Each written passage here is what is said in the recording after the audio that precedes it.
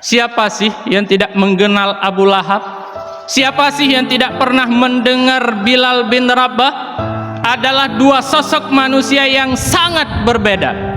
Abu Lahab, ada yang menceritakan dia adalah sosok yang sangat tampan, sosok yang keren, sosok yang begitu ganteng.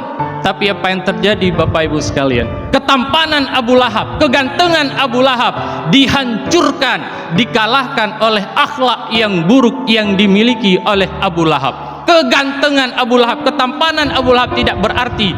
Bahkan Allah Subhanahu wa taala menciptakan satu ayat khusus, satu surat khusus dalam Al-Qur'an buat Abu Lahab.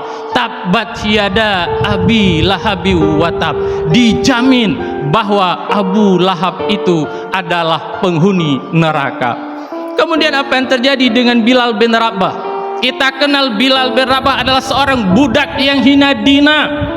Tetapi Bilal bin Rabah adalah sosok yang paling dirindukan oleh bidadari-bidadari surga. Semua bidadari surga menginginkan Bilal bin Rabah menjadi pendampingnya di dalam surga.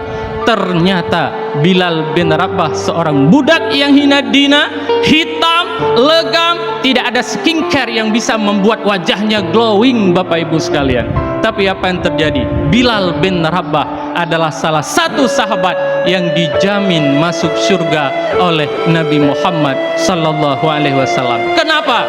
Karena Bilal bin Rabah punya sikap, punya tata krama, punya attitude, punya adab, punya akhlak yang sangat luar biasa yang membuat Nabi Muhammad memberi penghargaan kepada Bilal bin Rabah.